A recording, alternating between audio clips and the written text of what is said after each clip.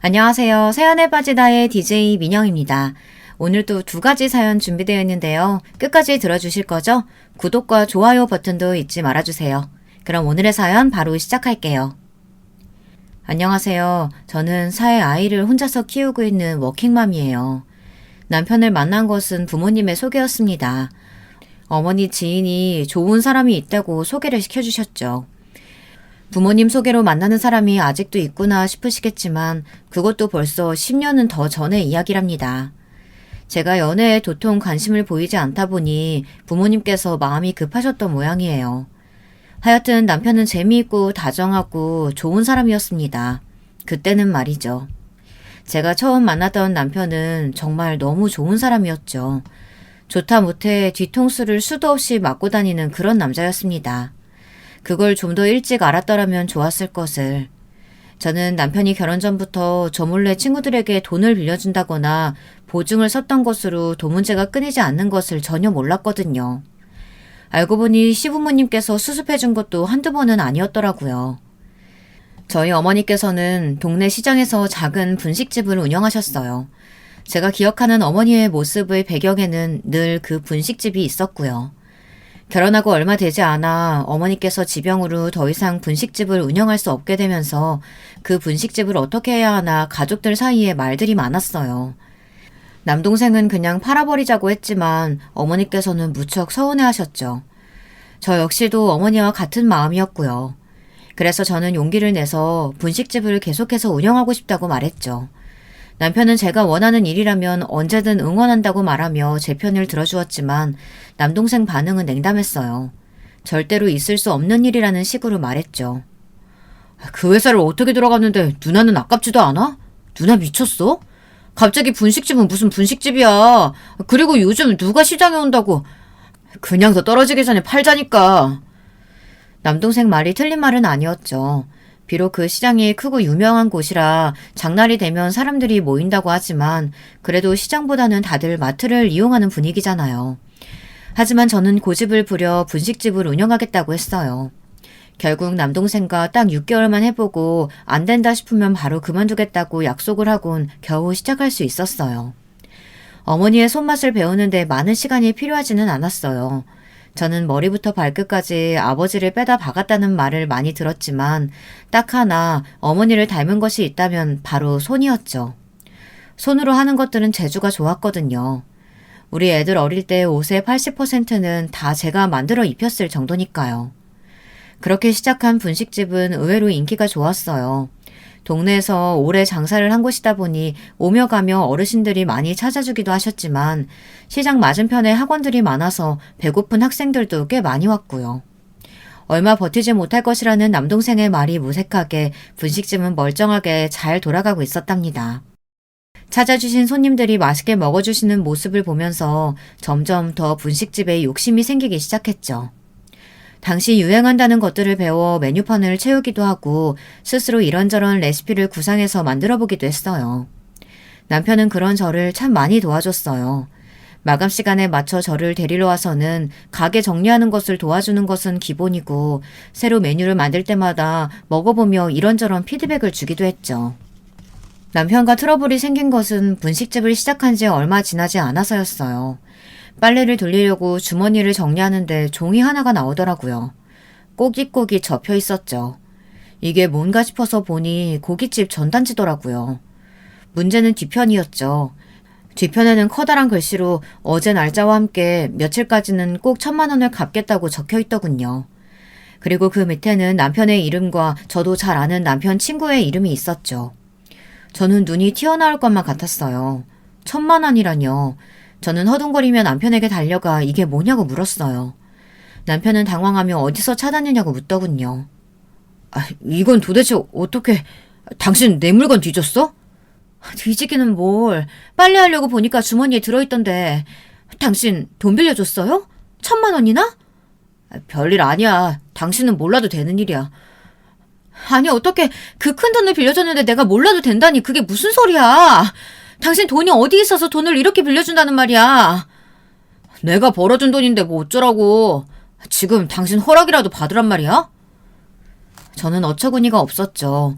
물론 남편이 번 돈이니까 남편이 마음대로 하겠다는 말이 틀린 말은 아니죠. 하지만 1,000만 원이나 되는 돈을 누군가에게 빌려준다면 말 정도는 저한테 해줄 수 있는 것은 아닐까 싶었거든요. 이야기를 듣고 계시는 분들은 어떠세요? 궁금해하는 제가 잘못된 것일까요? 남편은 완전 실망했다는 식으로 저를 노려보며 2번 다시 이야기하지 말라고 아주 단호하게 말하더군요. 남편의 반응에 제 마음도 차게 식었어요. 제 반응이 심상치 않다고 느꼈는지 남편은 헛기침을 하더니 한결 부드러워진 목소리로 말했어요.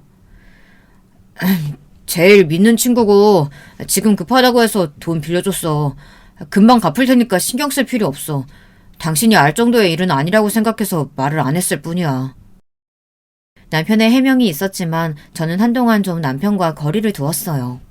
아무리 친한 친구 사이라도 돈 거래는 신중해야 하는데 고기나 먹으면서 이면지에 한 줄 써서 주고받아도 되는 건가 싶었죠. 우리가 무슨 재벌도 아닌데 말이죠. 남편과 그 일로 대면대면 지내고 있던 어느 날 남편이 1,000만 원짜리 수표를 보여주더군요. 그때 빌려갔던 친구가 돈을 갚았다고 하면서 말이죠. 그러면서 남편은 보란듯이 별일 아니지 않느냐며 이만 화를 풀라고 말했어요. 저는 길게 한숨을 내쉬었습니다. 내 허락이 필요하다고 말하는 게 아니에요. 그저 이런 일이 있으면 나하고 상의를 좀 하자는 거죠. 당신은 어떻게 생각할지 모르겠지만 내 기준에서 1,000만 원은 이렇게 쉽게 빌려주고 받을 수 있는 돈 아니라고 생각했거든요.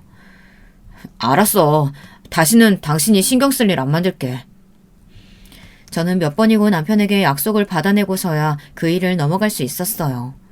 그 사건을 제외하고 저희 부부는 평범함 그 자체였어요. 평온했죠. 남편이 약속을 정말 지켰는지는 모르겠어요. 그때는 남편이 제 이야기를 들어줬다고 생각했는데 지금 떠올려보면 철저하게 숨긴 것은 아닌가 싶어요. 하지만 평화는 그렇게 길지 않았어요. 남편에게서 이상한 낌새를 느낀 것은 첫 애가 태어나고 100일도 채 되지 않았을 때였습니다. 남편이 갑자기 돈이 좀 있느냐고 묻더군요. 갑자기 무슨 돈 타령이냐고 물었죠. 이전 일도 생각나고 해서 심장이 벌렁거렸어요. 제가 목소리를 높여가며 물었지만 남편은 말을 얼버무리고는 잊어달라고 하더군요. 저는 그런 남편을 붙들고 물었지만 끝까지 말을 해주지 않았어요.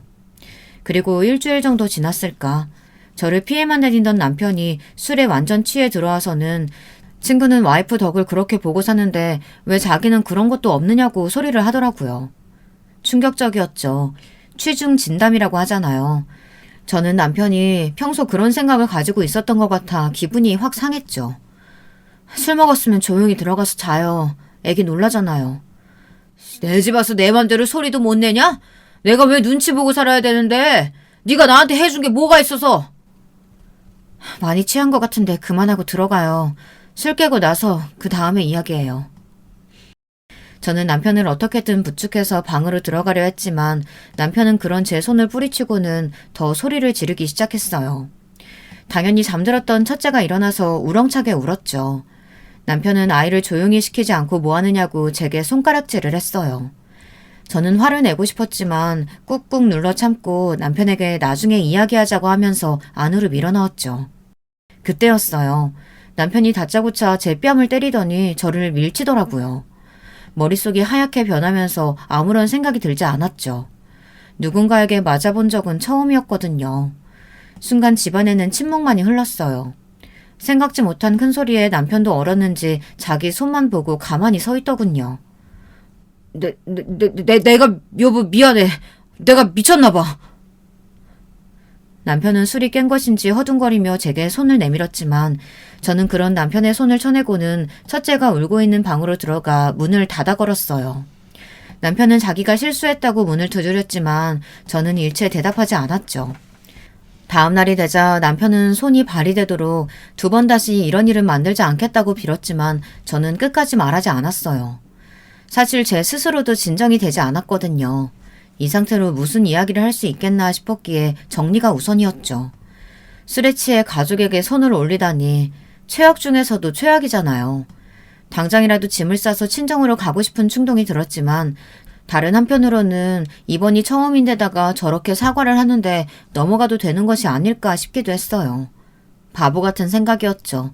사람은 고쳐 쓰는 것이 아니라는 주변 사람들 이야기가 당시에는 하나도 떠오르지 않더라고요. 그래서 저는 이번 한 번만은 없었던 일로 하겠다고 했어요. 그렇게 결혼하고 6년이란 시간이 흘렀어요. 그날 이후 남편은 술을 일체 입에 대지 않았어요. 마치 그날의 일이 꿈처럼 느껴졌죠. 저희 집은 평화롭게 흘러가고 있었어요. 아이도 둘이나 태어났고 분식집은 여전히 손님들이 많았으며 남편도 회사에서 승진을 했거든요. 저희 가정에 불운이 들기 시작한 것은 셋째를 임신했을 때였어요. 남편이 회사 일이 바쁘다며 점점 귀가 시간이 늦어지기 시작했죠. 술도 잘 마시지 않는 사람이 만취 상태로 집에 기어들어오기도 했고요. 심지어 시작 입구에서 잠들어 경찰에게 연락이 오기도 했답니다. 하루아침에 바뀐 남편의 모습에 저는 정신을 차릴 수가 없었어요. 무슨 고민 있느냐고 힘든 일이 있으면 같이 이겨내자고 그렇게 말을 했지만 남편은 괜찮다고만 했죠. 하지만 시간이 지날수록 남편의 얼굴에는 근심으로 가득했고 툭하면 한숨을 내쉬기도 했습니다. 여보, 그렇게 혼자서 끙끙거리지 말고 무슨 일이든 이야기 좀 해봐요. 그래도 둘이서 고민하면 해결책이 보일 수도 있잖아요. 아니야, 일은 무슨. 내가 너무 걱정시켰지? 잘 해결되고 있어. 정말 해결되고 있는 거 맞아요? 당신 점점 이상해지고 있다고요. 내가 다 알아서 한다니까 왜 그렇게 성가시게 굴어. 급기야 남편은 화를 내기 시작했어요. 순간 남편이 제게 손을 올렸던 그날이 떠오르며 온몸이 떨렸어요. 금방이라도 그날처럼 남편이 돌변할 것 같아 무서웠죠. 이걸 다행이라고 말해도 될지는 모르겠지만 하여튼 다행스럽게도 남편은 그렇게 소리를 지르는 것으로 끝이었어요. 어쩌면 듣고 계시는 분들 중에는 그러게 뭐하러 자꾸 묻느냐고 저를 타박하시는 분도 계실 거예요. 괜히 일을 만들었다고 하실 수도 있죠. 실제로 시어머니께서는 힘들게 일하는 남편 바가지 긁는다고 한 소리 하셨거든요. 알아서 잘할 텐데 뭐가 그렇게 못 믿어서 캐묻느냐고요. 너는 뭐가 그렇게 궁금한 게 많은 거야? 어련히 알아서 잘할까? 네가 그렇게 하면 잘 될 일도 안 되겠다. 어머니, 아무리 그래도 저렇게 사람이 점점 예민해지고 날카롭게 반응하는데 걱정되는 거는 당연하잖아요. 요즘 집에 와서 애들한테도 화를 내질 않나 외박까지 하는데 어떻게 안 물어봐요. 남자 하는 일에 어디서 여자가 입을 대기를. 그동안 우리 아들이 월급을 안 갖다 준 적이 있기를 하니 아니면 바람이 난 적을 있기를 하니 그냥 입 닫고 기다리라고 하면 그러겠다고 하고 말리를. 월급이요? 어머니, 매달 애들 학원비 제외하고는 그이 월급을 본 적도 없어요. 분식집 시작하고 나서부터는 생활비는 다 제가 충당했고 남편 월급은 본인이 관리하고 있는데 무슨 말씀이세요. 적금이랑 펀드랑 해서 목돈 만들겠다고 큰소리쳐서 저는 그이가 얼마를 버는지도 모른다고요. 시어머니께서는 저의 고백에 당황하신 듯이 눈을 피하시며 헛기침을 하셨죠. 제가 그동안 말을 안 했으니 당연히 모르고 계셨겠지만 남편이 제게 달마다 주는 돈은 고작 50만 원이 전부였어요. 그걸로 애들 둘 태권도에 어린이집 보내기도 빠듯했죠. 하지만 저는 남편을 믿었어요. 초반에는 적금 통장도 보여주더라고요. 매달 넣고 있다고 하면서 말이죠. 애들 이름으로 된 통장도 있었고 해서 저는 한 번도 남편이 월급으로 딴짓을 하고 있다고는 의심하지 않았답니다. 나중에 알았지만 시어머니께서는 남편의 당시 상황에 대해서 다 알고 계셨더라고요. 오히려 제가 알게 되면 어떻게 하나 싶은 마음에 오히려 큰 소리를 치셨던 거죠.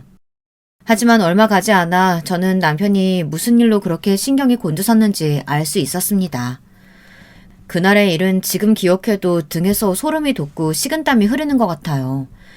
마감 시간이 다가오기에 가게 안을 정리하고 있었는데 180은 훌쩍 넘어 보이는 큰 키에 운동을 했는지 다부진 체격을 한 남자 5이 가게 안으로 들어오더라고요. 저는 마감이라고 말씀드렸지만 그 사람들은 제 목소리는 들리지도 않는지 가게에 자리를 잡았어요. 저는 무서웠지만 다시금 마감 시간이라고 말씀드렸어요. 아주머니, 김성찬이란 사람 알지? 그 사람은 남편 친구인데 그 사람은 왜요? 갑자기 왜 여기 오셔서 그 사람을 찾으세요? 그럼 아주머니 남편이 안석현이야?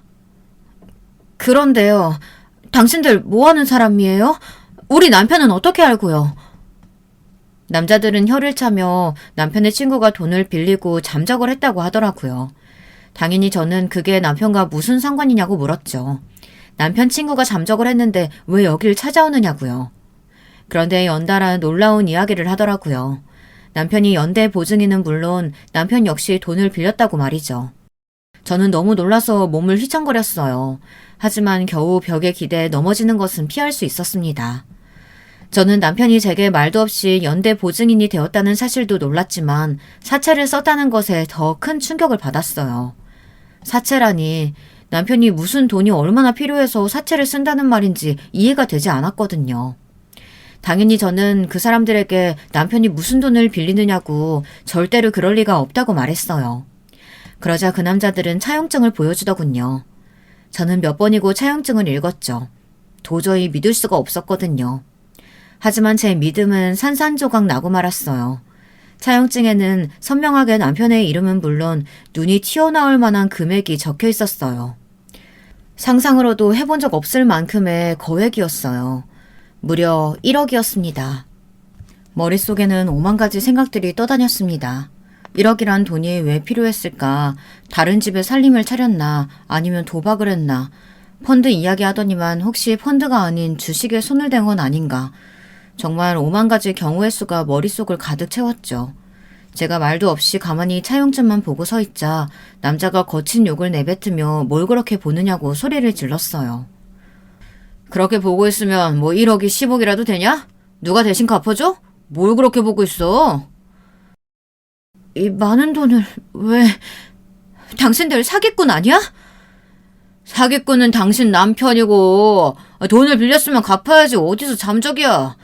그 친구놈은 땅으로 꺼졌는지 하늘로 솟았는지 코빼기도 안 보이고 당신 남편은 연락 두절에 회사에도 없고 그러니까 여기라도 와야지. 안 그래? 회사에도 없다니 그게 무슨... 남자들은 회사로 남편을 찾아갔더니 이미 퇴사를 한 상태라 결국 여기로 왔다고 했습니다. 저는 거기서 2차 충격을 받았죠. 아침마다 잘 다녀오겠다고 말하고 나간 남편이 회사가 아니라면 도대체 어디로 갔느냐 싶었어요. 그렇게 멍한 상태로 있는데 남편의 목소리가 들렸어요. 반갑게 저를 부르던 남편은 가게에 있는 남자들을 보고 사색이 되더군요. 그리고는 더듬거리며 여기를 어떻게 알았느냐고 하는데 제가 알던 남편의 모습이 아니었어요. 남편은 자기가 알아서 할 수 있는데 왜 여길 오느냐고 소리 질렀지만 남자들은 눈 하나 깜빡하지 않았죠.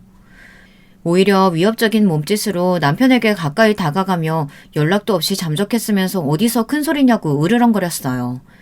진짜 무슨 짐승 같았어요. 그 기세에 남편은 바로 겁을 먹은 듯 뒷걸음을 치더군요. 저는 소리내서 남편을 불렀지만 남편은 뒤도 돌아보지 않고 도망을 쳤습니다. 남자들이 빠른 걸음으로 남편을 따라갔고요. 저에게 차용증을 보여주던 남자는 그래도 제가 불쌍했는지 살 구멍이라도 빨리 찾아보라고 하곤 나가버렸죠.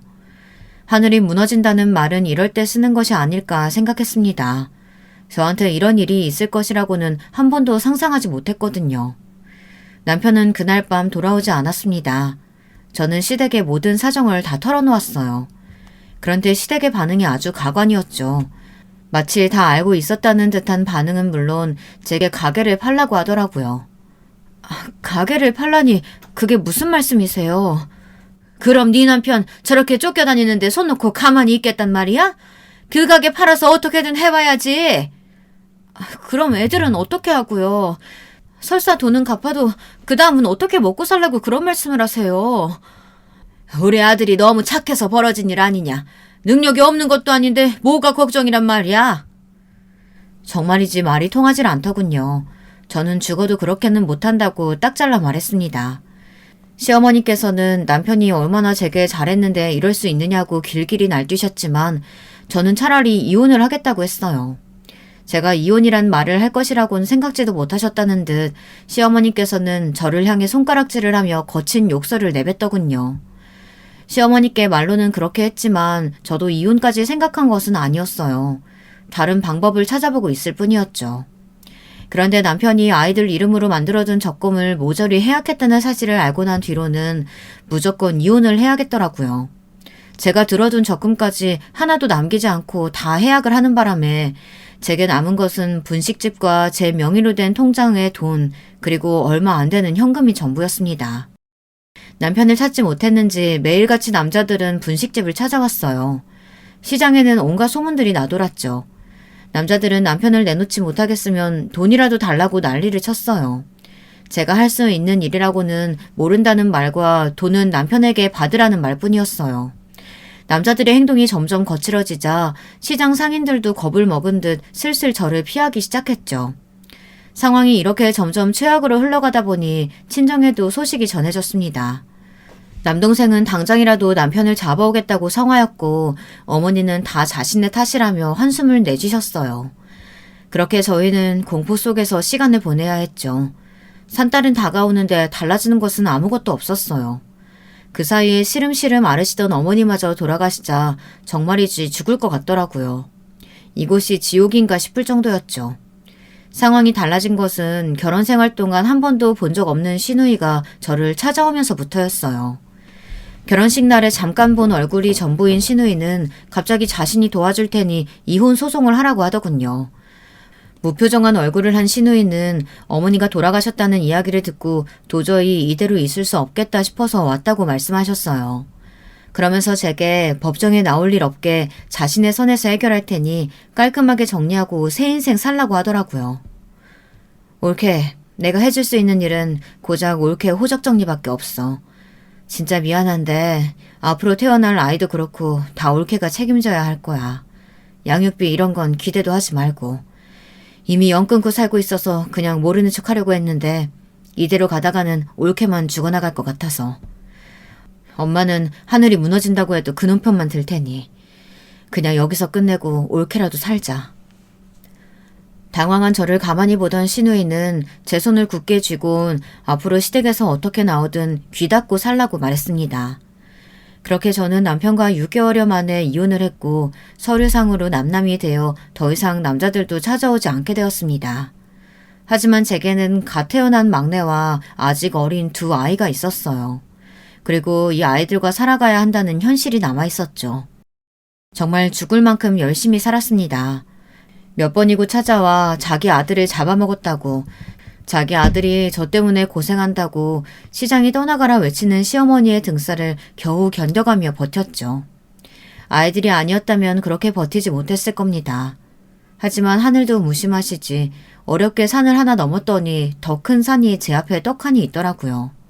바로 막내였죠. 막내는 태어날 때부터 몸이 약했어요.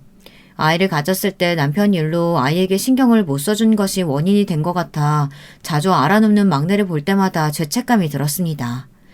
연손가락 깨물어서 안 아픈 손가락 없다고는 하지만 막내는 제게 다른 의미의 아픈 손가락이 되었어요. 병원을 죄지처럼 드나들면서도 씩씩하게 커가는 막내를 보며 얼마나 나 몰래 울음을 삼켰는지 셀 수도 없었죠. 그렇게 아프던 막내는 결국 10살이 채 되지 않아 병원 신세를 져야만 했습니다. 심장에 문제가 생겨 수술을 해야 한다고 하는데 어렵고 까다로운 수술이라 큰 병원에서도 쉽지 않을 거라고 하더라고요. 거기다 순번도 있어 한참은 기다려야 한다고 하셨죠. 하지만 날이 갈수록 막내의 상황은 나빠졌어요. 이러다 큰일이 날 것 같아 미칠 것만 같더라고요. 그리고 실제로도 위험한 고비를 몇 번이고 넘겨야만 했고요. 저는 하루하루를 피말리는 기분으로 살았어요. 가게는 이미 예전에 문을 닫았고요. 저는 그저 오늘 하루 막내가 잘 버텨주기를 바랄 뿐이었답니다. 이렇게 앞이 보이지 않던 날들이 이어지던 어느 날이었어요. 제가 절대 잊을 수 없는 날이기도 한 그날은 저녁부터 막내의 상태가 심상치 않았어요. 시간이 흐를수록 점점 더 상태가 악화되었죠. 아무리 아파도 입 밖으로 아프다는 소리를 잘 하지 않던 막내가 그날따라 너무 아프고 힘들다는 말을 몇 번이나 하더군요. 심장이 덜컥 내려앉는 기분이었어요. 이대로 막내가 어디론가 갈 것만 같았죠. 밤이 되자 막내는 의식을 잃었어요. 중환자실 밖에서 발만 동동 구르고 있는데 갑자기 의료진들이 뛰어 들어가더니 막내를 데리고 나오더라고요. 저는 이게 무슨 일인가 싶어 간호사 선생님을 붙들고 물었죠. 당장 수술에 들어가야 한다고 하더라고요. 응급을 요하는 상황이라 지금이 아니면 안 된다고 말이죠. 저는 숨이 멎는 것 같았습니다. 다리가 후들거리고 머릿속에는 아무것도 생각나지 않았어요. 하지만 이내 정신을 차리고 막내를 따라갔죠. 대기실에서 수술이 끝나기 기다리길 한참.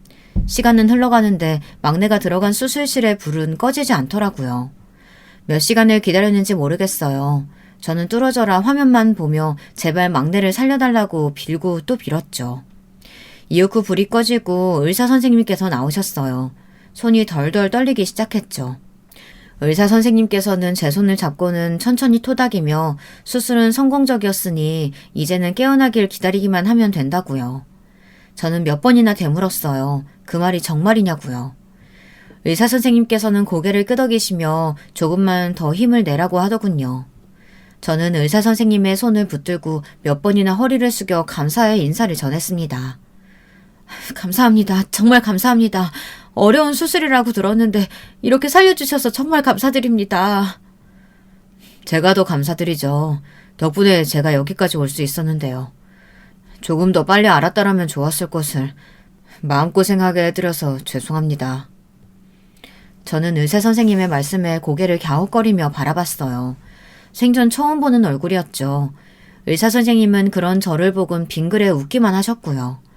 저는 혹시 우리가 만난 적이 있느냐고 물었지만 의사 선생님께서는 대답이 없으셨어요.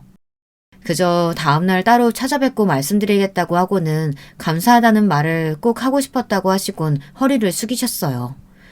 당황한 제가 허둥거리며 같이 허리를 숙였다 들어보니 의사 선생님께서는 이미 가버리셨더라고요. 머릿속은 온통 물음표로 가득했지만 저는 그저 막내가 살아있음에 감사하기로 했답니다.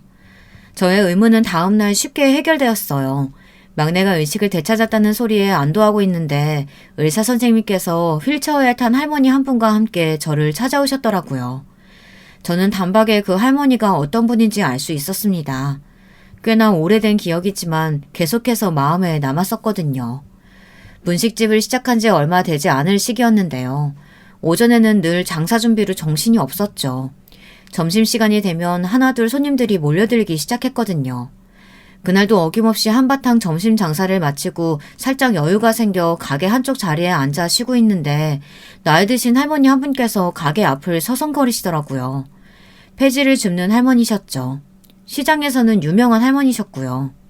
남편에게 맞고 살던 딸이 손주 둘을 맡기고 도망치는 바람에 없는 살림에 애들 키우느라 고생이 많다는 이야기를 들었거든요.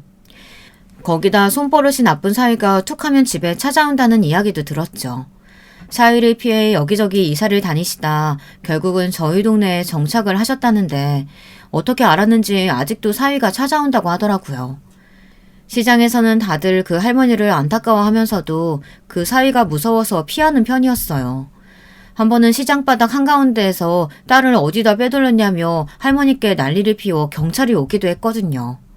저는 벌떡 일어나 할머니께 다가갔어요. 할머니, 뭐 드릴까요? 저희가 폐지는 잘 안 나오는데. 아니야. 저기... 네, 할머니, 뭐 필요한 거 있으세요? 떡볶이 말이야.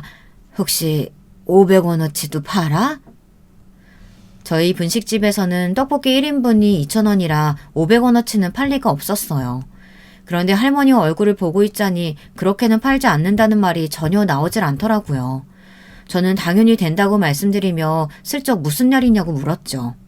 사실 매번 가게 앞을 지나가면서도 할머니께서는 눈길만 주실 뿐 한 번도 사가신 적이 없었거든요. 할머니께서는 오늘 둘째 손자가 생일인데 손자가 제일 좋아하는 것이 다른 집도 아닌 우리 집 떡볶이라 그것이라도 사주고 싶다고 하시더라고요. 오늘 영 벌이가 시원치가 않아서 그래서 500원어치라도 좀 살 수 있을까?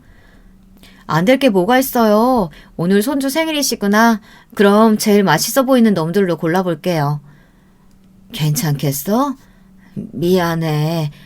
진짜 내가 다음에는 에이 할머니 그런 말이 어디 있어요. 우리 집 떡볶이를 좋아해 준다니 제가 더 기분 좋은걸요? 저는 1인분이 조금 넘는 양을 꾹꾹 눌러 담았어요. 그리고 튀김도 몇 개 넣었죠. 할머니께서는 뭘 그렇게 많이 주느냐고 하얗게 질린 얼굴로 그렇게 팔아서는 안 된다고 하셨지만 저는 넉살 좋게 생일 선물이라 생각하고 받아달라고 말씀드렸죠. 할머니께서는 금방이라도 눈물을 쏟을 것 같은 얼굴을 하시며 고맙다고 하시고는 몇 번이나 허리를 숙이고 가셨습니다. 저는 할머니 인사를 받는 것이 민망했지만 기분은 좋았습니다. 그런데 다음 날부터 예상하지 못한 일이 벌어졌어요. 아침에 가게에 나오면 다른 곳과는 다르게 분식집 앞이 깔끔하게 청소가 되어 있더라고요. 처음에는 눈치를 못 챘어요. 그런데 며칠 뒤에 비가 엄청 내린 다음 날인데 저희 가게 앞만 깨끗했죠. 저는 누군가 저희 가게 앞을 깔끔하게 청소해주고 있다는 것을 그때야 알았어요. 그리고 그 사람이 고등학교에 입학한 할머니네 첫째 손주라는 것도 알았죠. 저는 고작 떡볶이 한 번을 넉넉하게 담아준 것이 전부인데 이렇게까지 해주다니 오히려 미안한 마음이 들더라고요. 그때부터였어요. 저는 일주일에 한 번씩 밑반찬이랑 카레나 짜장 같은 것들을 담아 할머니 댁 앞에 놓고 왔어요. 가게 앞을 청소해줘서 너무 고맙다는 편지와 함께 말이죠. 처음에는 할머니께서 절대로 받을 수 없다고 하셨어요. 하지만 저는 공부하기도 바쁠 텐데 매일같이 눈이 오나 비가 오나 청소해주는 일이 얼마나 힘든 일인데 그 값을 해야 한다고 고집을 부렸죠. 저희의 인연은 그렇게 시작되었습니다. 한 번도 아이들을 직접적으로 만난 적은 없었어요. 사춘기에 아이들이 자존심이 상할 것 같았거든요. 아버지란 사람은 찾아와서 행패를 부리고 어머니란 사람은 자기 살겠다고 아이들을 버리고 가선 소식도 없고 거기다 말하기 좋아하는 사람들이 여기저기서 수군거리는 것 같더라고요. 그래서 괜히 아이들 마음 다치는 것은 보고 싶지 않아 그저 사람들이 없는 시간을 틈타 집 앞에 두고 오는 것이 전부였죠. 그렇게 2년의 시간이 지났습니다. 저는 2년 동안 한 번도 빼놓지 않고 도시락을 배달했어요. 몇 번이고 아이들에게 감사의 편지를 받기도 했죠. 그런데 언제부터인가 할머니의 모습이 보이지 않더라고요. 저는 몸이라도 아프신가 싶어서 집을 찾아갔는데 아무도 없었어요. 집주인의 말로는 도망치듯 떠났다고 하고요. 걱정이 되더군요. 설상가상 그 사위라는 인간이 저희 가게에 와서는 할머니와 아이들 소식을 내놓으라고 한 적도 있었거든요. 할머니 집에서 저희 분식집 젓가락을 발견했다고 하면서요. 당연히 저는 어이가 없었죠. 그런 이유로 저를 찾아와선 할머니와 아이들을 내놓으라니 도대체 머릿속에는 뭐가 들어있는지 상상이 안 되더라고요. 저는 당장 경찰을 불렀고 그 사위라는 사람은 끌려가면서도 이렇게 끝나지 않을 것이라고 두고 보란 말을 남겼습니다. 실제로 사위라는 그 사람은 몇 번이고 찾아왔어요. 그리고 이런 일이 반복되다 보니 할머니와 아이들이 더 걱정이 되었답니다. 나름 알아보기도 했는데 제가 아는 곳이라고는 김씨 할머니라는 것 말고는 없다 보니 찾기도 힘들더라고요. 그 일은 그렇게 제 마음 한구석에 남아있었죠. 그런데 그런 할머니를 병원에서 만나다니 보통 놀랄 일이 아니었어요. 나 기억하겠어? 떡볶이. 당연하죠, 할머니. 그동안 어디 가셨던 거예요? 갑자기 사라지셔서 깜짝 놀랐어요. 찾는 것도 쉽지 않더라고요. 그런데 이렇게 병원에서 만나다니. 할머니께서는 울먹거리시며 제 손을 잡아주셨어요. 당시 아이들을 버리고 도망친 줄 알았던 딸이 겨우 자리를 잡았다며 같이 가자고 해서 알리지도 못했다고 하시더라고요. 혹시나 사위가 나타날까 겁이 나서 도망치기만 했다고 미안하다고 하셨죠. 저는 이렇게 살아계신 것만 본 것으로도 충분하다고 말씀드렸어요. 할머니께서는 곁에 서 있는 의사선생님의 팔을 당기시고는 어서 인사를 하라고 하더군요. 다시 인사드리겠습니다. 첫째입니다. 아주머니 도시락 덕분에 굶지 않고 학교 다닐 수 있었어요. 꼭 그 은혜 갚고 싶었는데 늦어서 죄송합니다. 먼저 찾아갔어야 했는데.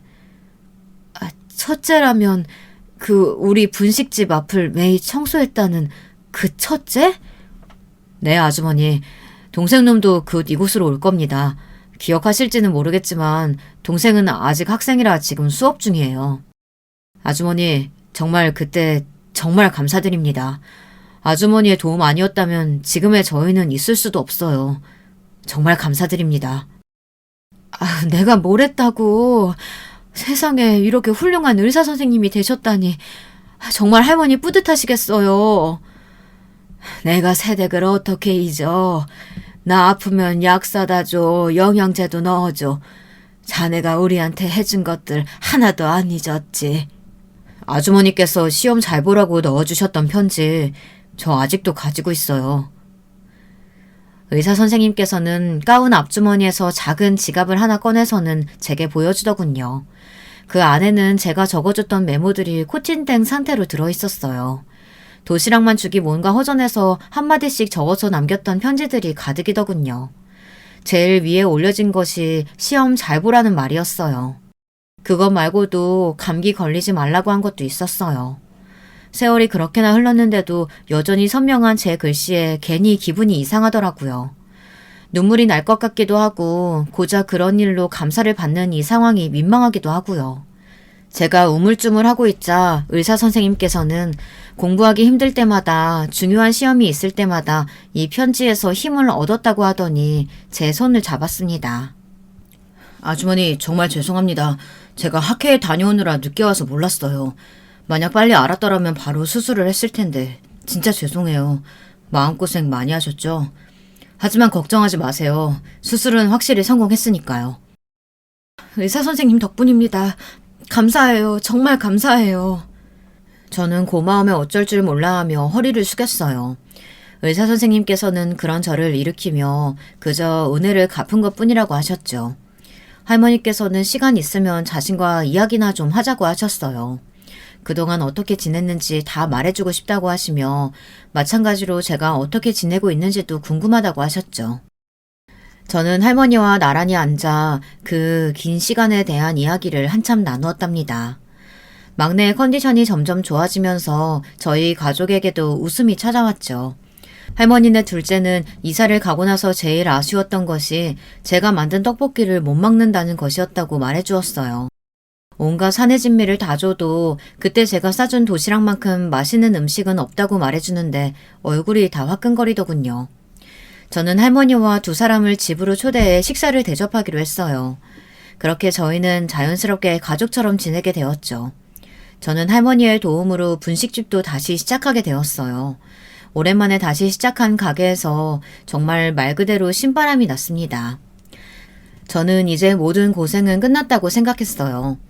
그런데 세상에 제 기억에서 깔끔하게 잊었던 그 남편이 다시 저를 찾아왔더군요. 잘 지냈냐고 아무렇지 않게 인사를 하며 들어오는 남편을 보는데 저는 헛것을 보고 있다고 생각했어요. 이혼을 하고 나서 처음이었거든요. 저는 할 말을 잃고 그저 남편을 뚫어져라 보기만 했어요. 남편은 가게를 둘러보며 눈으로 구석구석을 훑었어요. 성공했구나. 이렇게 번듯한 가게도 차리고 시장에 갔더니 없어져서 얼마나 놀랐는데 여기 시세는 얼마나 해? 설마 매매는 아니지? 월에는 얼마나 나가? 여기가 어디라고 나타나. 당신이 무슨 얼굴로. 나랑 당신이 무슨 사이라고 나타나선 그런 걸 물어. 무슨 사이라니 여보. 사정상 아무리 떨어져 있었어도 우린 부부야. 어떻게 그런 말을 해. 부부? 이혼한 지가 언젠데 부부래. 우리 이미 끊어진 인연이야. 그러니까 헛소리 그만하고 당장 나가. 능글거리며 저를 여보라고 부르는 남편을 보며 정말이지 쌍욕이 혀끝까지 올라왔지만 저는 최대한 침착함을 찾기 위해 심호흡을 하곤 남편에게 축객력을 내렸어요. 남편은 그런 제 말을 귀뚱으로 듣는지 조금의 미동도 없었죠. 저는 소리를 높여 이혼까지 한마당에 이제 와서 무슨 소리를 하느냐며 당장 나가라고, 그렇지 않으면 경찰을 부르겠다고 했어요. 그러자 남편이 충격적인 이야기를 하더군요. 누구 허락을 받았다고 이혼이야. 나는 그 당시에 이 나라에 없었는데 무슨 이혼. 내가 동의한 적도 없는데 우리 누나랑 짜고 이혼까지 만들었더라. 당연히 무효지 그건. 바로 소송할 거야. 나는 절대 당신이랑 헤어질 생각 없거든. 그게 무슨 소리야. 내가 형님이랑 짰다니. 소송에서 우리가 이겼잖아. 양육권이고 친권이고 다 내가 가져오고 위자료 한 푼도 안 받고 끝냈는데 무효라니. 무슨 말 같지도 않은 소리야. 위자료라니. 나는 동의한 적 없는 이혼을 진행하려면 당신이 나한테 위자료를 줘야지. 애들까지 데려가는데 그 값은 했어야지. 어디서 날로 먹어? 뭐? 날로? 지금 말 다 했어? 당신이 그러고도 아버지야? 어떻게 애들을 두고 그런 말을 해? 당장 끌어내기 전에 나가. 오늘은 첫날이니 이대로 가겠는데 당신 내가 이대로 넘어가길 바라면 그 값은 제대로 내야 할 거야. 지난 시간 동안 밀린 위자료 내가 다 받아낼 테니까. 남편은 기세등등하게 자기 할 말만 하고는 나가버렸어요. 저는 후들거리는 다리로 비틀거리며 가게 입구로 가서는 들고 있던 소금을 한 줌 뿌렸어요. 남편이 아니라 제게는 재앙이나 다름없었거든요. 저는 머리가 멍해지고 눈앞이 흐려지는 것만 같았어요. 저는 급하게 가게를 정리하고 집으로 들어가 누웠습니다. 이 일을 어떻게 하면 좋을지 아무리 머리를 굴려봐도 모르겠더라고요. 남편에게 돈을 주고 끝내고 싶은 마음도 들었지만 제게 그만큼의 돈이 있을 턱이 없죠. 지금 시작한 분식집도 할머니의 도움에 대출까지 받아 겨우 마련한 것이고 가게도 이제 흑자로 돌아서는 중이었는데 무슨 수로 제가 돈을 마련할 수 있겠어요. 아이들은 무슨 일 있냐고 물었지만 저는 그저 몸살 기운이 있다고 말하고는 방에 들어가서 벽만 보고 있었어요. 그때였어요. 밖에서 소란스러운 소리가 들리더니 할머니네 둘째가 문을 살짝 열곤 저를 불렀습니다. 분식집에 갔다가 닫힌 문을 보고 왔다고 했죠. 저는 할머니네 둘째가 로스쿨에 다니고 있다는 생각에 지푸라기라도 붙잡는 마음으로 낮에 있었던 이야기를 꺼냈어요. 아니나 다를까 할머니네 둘째는 남편 욕을 하며 길길이 뛰더군요. 아니 이모, 그걸 그냥 뒀어요? 진짜 내 손에 걸렸으면 죽었어요, 그놈. 어떻게 애들 안부는 묻지도 않고. 뭐? 위자료? 우리 아버지도 인간 아니었지만 그 새끼도 인간 되긴 글렀어요. 이게 무슨 방법이 없을까? 이혼이 무효가 되면 뭐요? 이모, 다시 이혼하면 되는 거죠. 그 인간이 한 짓이 있는데 무슨 걱정이에요. 내가 형한테 이야기할게요. 형이 발이 엄청 넓으니까 도움 될 거예요. 저도 선배들한테 좀 물어볼게요. 이모는 아무 걱정하지 마세요. 내가 그 인간이랑 다시는 엮일 일 없게 만들어줄 테니까. 할머니네 둘째는 큰 소리를 치더니 저더러 오늘은 애들이랑 외식을 하고 오겠다고 하곤 나가버렸죠. 사람 마음이 참 이상한 게 그 소리를 듣는데 벌렁거리던 마음이 가라앉고 안도감마저 들더라고요. 저는 불안감에 흔들리는 마음을 다잡으며 아이들을 위해서라도 남편과 확실하게 매듭을 짓겠다고 결심했답니다. 남편은 그 후에도 몇 번이나 저를 찾아왔어요. 결심을 단단히 한 저는 마음대로 하라고 했죠. 이혼 무효를 신청하겠다고 으름장을 놓는 남편을 보며 상관없다고 대답할 정도였으니까요. 당당하게 나가는 제 모습에 오히려 남편이 당황하더라고요. 남편은 이대로 입 닫고 살아줄 테니 위자료를 달라고 했지만 저는 단호하게 선을 그었답니다. 제가 생각보다 너무 강하게 나가자 남편이 머쓱해진 얼굴로 물러나기도 하더군요. 하지만 그것도 잠시였어요. 남편은 몇 번이고 찾아와선 급기야 애들을 만나러 가겠다고 개소리를 서슴없이 떠들어댔죠. 저는 아이들 앞에 나서기만 해보라고 그때는 같이 죽자는 소리로 받아들이겠다고 소리를 질렀어요. 그러니까 내가 애들 앞에 나서는 거 싫으면 그냥 위자료 주고 끝내자니까. 어차피 법정 가면 당신한테 불리해. 알잖아 당신도.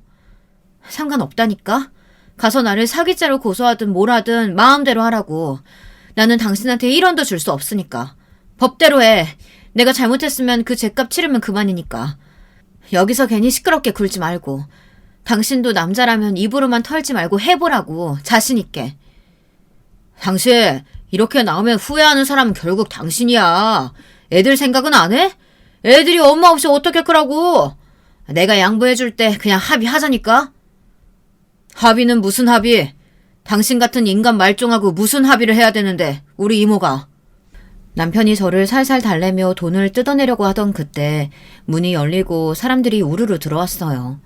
그중에는 의사 선생님도 있었죠. 저는 이 상황이 어리둥절하기만 했어요.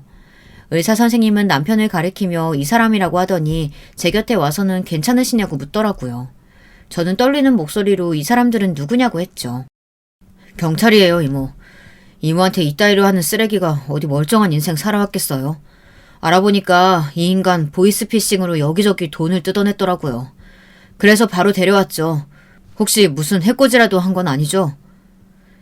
의사 선생님의 말에 의하면 남편은 그 일이 있자마자 중국으로 갔다 보이스피싱 그룹의 중간 정도의 직책을 가지고 한국으로 돌아왔다고 하더라고요.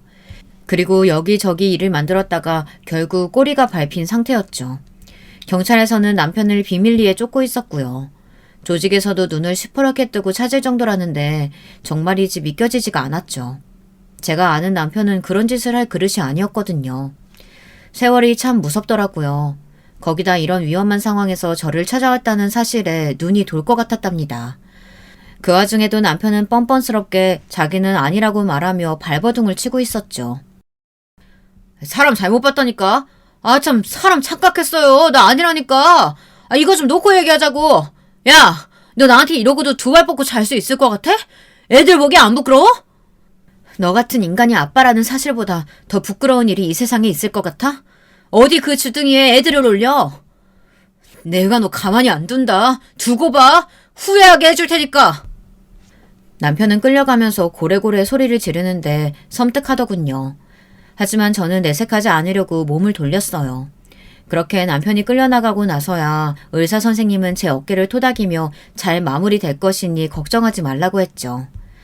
저는 남편이 이혼 무효를 주장하고 있는데 혹시나 이번 일로 앙심을 품으면 어떻게 하느냐고 물었어요. 의사 선생님은 웃기만 할 뿐 제게 걱정하지 말란 소리만 했죠. 그 이후로 남편에 대해서 들은 소식이라곤 징역을 살게 되었다는 것이 전부였어요. 자세한 이야기가 오고 간 것 같은데 제가 알아야 무슨 소용이 있을까 싶어 알아보지는 않았답니다. 제가 신경 쓰고 있었던 것은 오직 하나, 이혼 무효 소송이었죠. 그런데 그 이야기도 쏙 들어갔더라고요. 당연히 위자료 이야기도 없었고요. 혹시나 징역을 살고 나와 또 찾아오면 어떻게 하나 걱정은 되었지만 의사 선생님은 절대 그런 일이 없다고 확신에 찬 목소리로 말하더군요. 그 사건이 있었던 것도 벌써 2년 전이네요.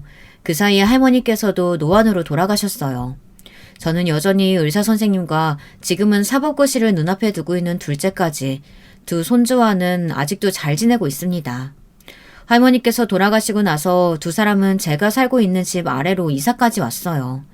비록 혈연 관계는 아니지만 더 가족 같은 사이가 되다 보니 이제는 제가 진짜 두 사람의 이모가 된 것 같은 기분이 들 정도랍니다. 지난주 할머니 기일에 맞춰 가족들끼리 납골당에 다녀왔는데요. 우리 아이들 손을 잡고 내려가는 두 사람의 뒷모습을 보고 있자니 기분이 이상하더라고요. 고작 도시락 하나였는데 이렇게 듬직한 가족이 생기다니 누가 상상이라도 했겠나 싶기도 하고요. 저는 저의 사랑스러운 가족들을 보며 앞으로도 지금처럼만 지낼 수 있길 기도했답니다. 마지막까지 저의 이야기 들어주셔서 감사합니다. 여러분, 두 번째 사연 시작하기 전에 좋아요, 구독 꼭 눌러주실 거죠? 그럼 두 번째 사연 바로 시작합니다. 안녕하세요. 저는 서울에 사는 40대 주부입니다. 제가 인생을 오래 산 건 아니지만 최근에 역대급으로 황당하면서도 어이가 없고 또 웃긴 얘기가 있어서 제보하게 됐어요. 주위에 모임이 많아서 모일 때마다 이 얘기를 했더니 다들 배꼽 잡으며 웃으며 어디든 무조건 제보하라고 해서 용기 내어 제보하게 됐습니다. 여러분, 로미오와 줄리엣이라고 아시죠? 흔히 말하는 원수의 집안 다들 아시죠? 저는 제가 지극히 평범한 인간이라 이런 얘기는 당연히 저에게 해당되지 않는다고 생각하며 살았습니다. 그런데 그 생각은 제 상견례 자리 때 깨지게 됐어요. 상견례 얘기를 꺼내기 전에 말씀드리자면 저는 서울에서 태어나서 초등학교부터 대학교까지 다 서울에서 나온 서울 토박입니다. 심지어 직장도 서울에서 잡아서 사실 서울을 벗어난 적이 없고 우리 집은 이사도 제가 초등학생 때 한 번 갔던 것을 빼고는 간 적도 없어요. 아버지는 은행에 다니시고 엄마는 집에 계셨는데 제 어린 시절을 생각해보면 지극히 평범했습니다. 적당히 화목하고 큰 탈 없이 자랐고 아버지도 어머니도 자식들이라면 뭐든지 좋은 것을 다 해주고 싶어 하셨죠. 아버지는 무뚝뚝하신 편이었고 말씀 자체가 별로 없으셔서 표현을 많이 하는 편은 아니었습니다. 반대로 엄마는 밝고 다정하셨지만 때로는 억세고 나설 일이 있으면 강하게 나설 줄 아는 멋진 엄마였어요. 아버지가 은행에 재직해서 가난하게 자라진 않았지만 그렇다고 막 엄청 넉넉하고 여유롭게 자라지도 않은 대한민국의 평범한 가정이었습니다. 일남 일녀 중 장녀로 태어난 저는 밑으로 남동생이 있는데 3살 터울이고 동생과의 사이도 나쁘지도 않고 좋지도 않고 그냥 무난한 관계로 자랐어요. 학창시절 교우관계도 그렇고 지금도 그렇고 저는 누구와 그렇게 크게 싸운 적이 한 번도 없는데 그렇다고 막 순하거나 그러진 않고 오히려 되게 무던한 성격입니다.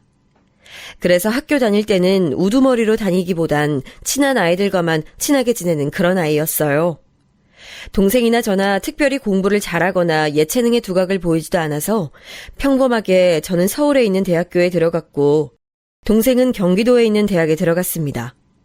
그리고 나서는 남들이 다 하는 것처럼 저도 대학에 다니며 참 많이 놀기도 놀고 연애도 많이 했어요. 남자친구들의 군대를 기다리기도 하고 혹은 도중에 차거나 차이기도 했고 다 기다렸더니 저를 바람맞히고 떠난 놈도 있었네요. 대학생 때는 노는 거라는 말을 입증이라도 하듯 저는 여기저기도 많이 놀러 다녔는데 그 기간은 아직도 그리울 정도랍니다. 미팅도 많이 하고 친구들과 매일 만나서 놀았어요. 그렇게 광란의 대학 시절을 보내고 저는 서울에 있는 어떤 중견기업의 회계팀에 입사해서 지금의 남편을 만나게 됐습니다. 남편은 제가 신입사원일 때 우리 팀에 있던 대리였는데 원래 신입사원 때는 아무것도 모르니까 조금만 잘해도 다 잘해 보이고 그러잖아요. 당연히 해야 하는 것들을 해내면 그게 마치 대단한 일처럼 보이고 뭘 해도 잘하는 것 같고 그래서 저는 입사하자마자 남편을 보고 첫눈에 반하게 됐습니다. 남편은 묻어난 저보다 훨씬 더 묻어난 성격이고 감정 표현이 그렇게 많은 편은 아니었는데 그땐 그게 뭐가 그렇게 멋있었는지 몰라요. 지금은 가만 보면 속이 답답해서 무슨 말이라도 해보라고 짜증이 나는데 그때는 그게 참 멋지고 오히려 대단해 보였답니다. 일방적으로 제가 들이대서 우리의 연애는 시작됐는데 제가 회사 선배와 연애를 시작했다니까 엄마는 대학생 때처럼 또 몇 달 사귀다 헤어질 줄 알고 나중에 결혼할 사람만 말하라고 딱 잘라서 말했어요. 저도 지금 남편과 사귀기 전에는 아니 사귀고 나서도 이 사람과 결혼할 거라는 상상도 하지 못했는데 사귀다 보니까 오히려 섬세하고 다정한 사람보다는 이렇게 묻어나고 세상에 불만 없이 살아가는 사람이 나을 수도 있겠다는 생각이 들어서 결혼을 결심하게 됐습니다. 늘 만나던 남자친구들과는 싸우는 일도 많았고 연애를 하며 안 싸우는 것은 정말 드물잖아요. 그런데 저는 남편을 만나며 싸웠던 적이 단 한 번도 없어서 그것도 결혼 결심의 큰 이유였답니다. 총 3년을 만났는데 한결같이 여자 문제로 저를 속삭인 적도 없었고 회사 일도 잘하고 성실한 사람이었습니다. 가끔 답답하게 여길 정도로 감정 표현도 적었는데 어릴 때는 같이 장난치고 재밌는 사람이 좋았는데 나이가 들며 이렇게 말없이 조용한 사람이 오래 만나기엔 훨씬 편하게 느껴지더라고요. 아무튼 우리의 나이도 결혼 정년기가 됐고 둘 다 회사에서 자리도 잡았겠다 결혼을 결심하고 각자 집에 인사를 계기로 결혼 준비를 시작하게 됐어요. 서울에서 나고 자랐던 저와 달리 남편은 본가가 시골에 있었고 지방이라 차로 3시간 걸리는 곳에 있어서 먼저 우리 집에 인사를 가기로 했습니다. 남편은 태어나길 시골에서 태어나서 고등학생 때 형하고 둘이 서울로 올라왔다고 했어요.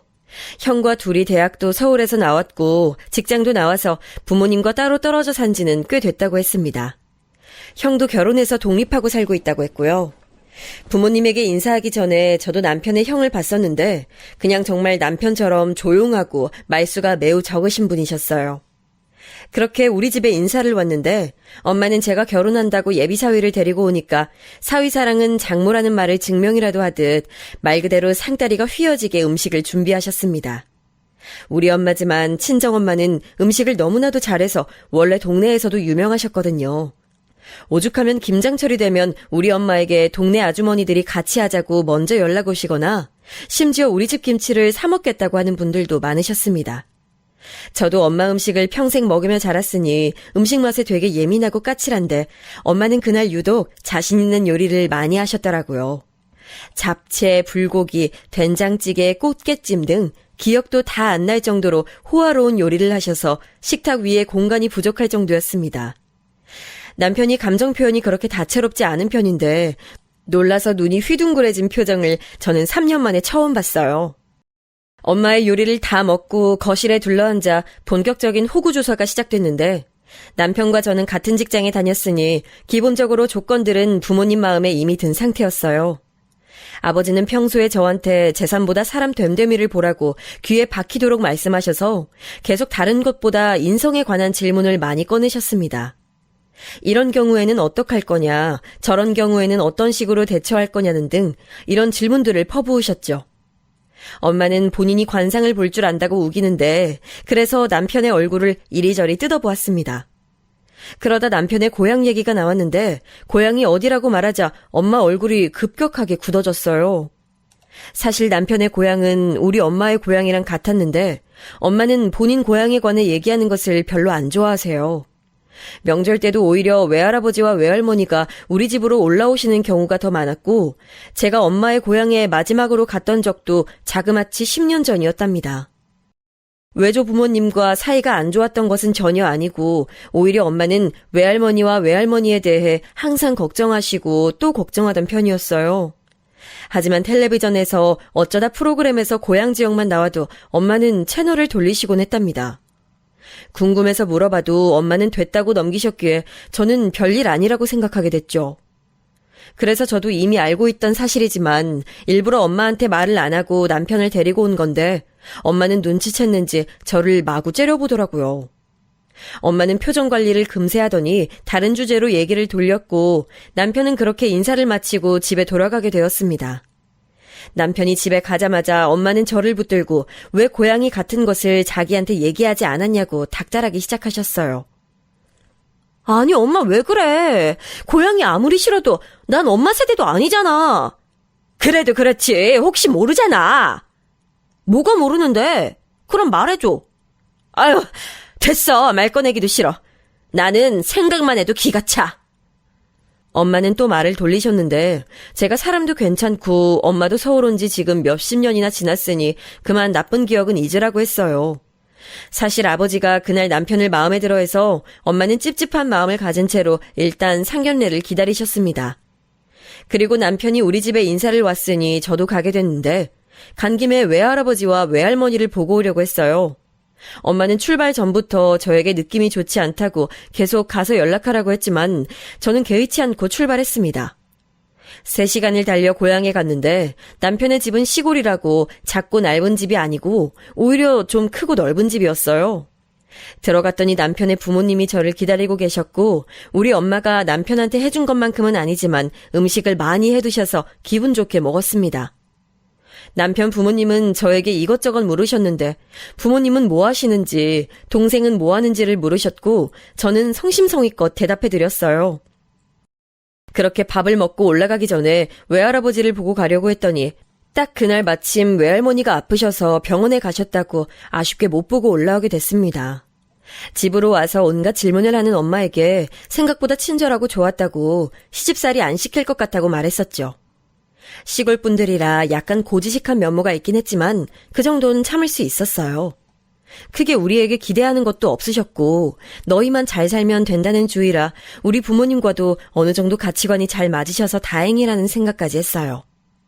그렇게 저와 남편은 순조롭게 양가 허락을 받고 우리는 결혼 준비를 본격적으로 하게 됐습니다.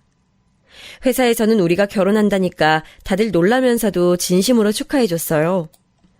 식장을 정하고 예단을 정할 때도 부모님들은 다 우리를 통해서 연락하시고 직접 만나는 것은 상견례 날이 처음이었습니다. 신혼집이나 다른 문제는 양가에서 큰 잡음 없이 진행돼서 순조롭게 정할 수 있었어요. 그렇게 상견례 날이 되었고 남편 부모님이 시골에서 서울로 올라오셔서 만나기로 했습니다. 회사 근처 한정식집에서 만나기로 하고 우리 부모님이 가까우니 먼저 도착해서 앉아 계셨어요. 시간이 되니까 시부모님도 약간 급하게 들어오셨습니다. 상견례 전날에 엄마는 너무 긴장되어 머리가 아프다고 진통제까지 드실 정도로 저보다 훨씬 걱정하고 진정하지 못했었어요.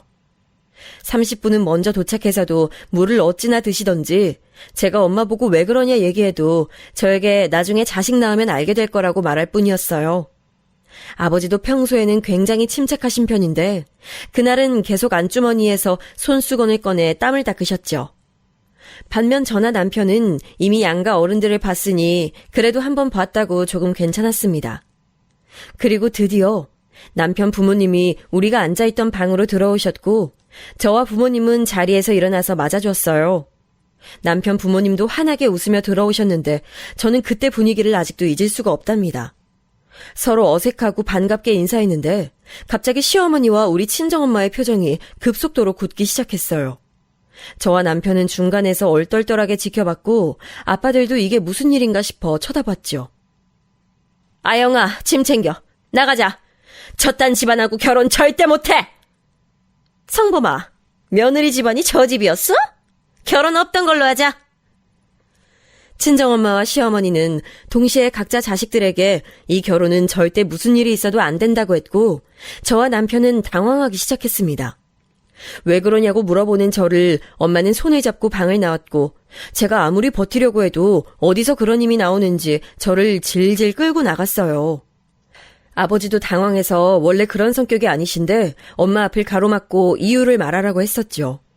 정신없이 나오면서도 남편 쪽을 봤더니 시어머니는 주저앉아 머리를 감싸고 있었습니다. 모르는 사람이 봐도 우리의 경우는 엄마들끼리 서로 아는 사이인 게 확실했고 상견례는 그렇게 망치게 됐어요.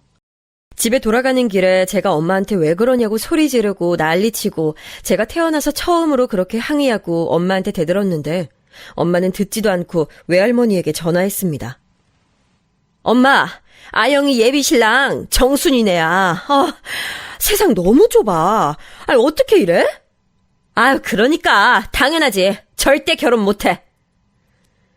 뒷좌석에서 엄마에게 말해달라고 아무리 소리쳐도 엄마는 집에 가서 말한다고 하며 말해주지 않았어요. 당장 그놈과 헤어지라는 말만 되풀이했습니다. 그렇게 집에 도착하고 엄마는 저와 아빠한테 충격적인 소리를 해주었습니다.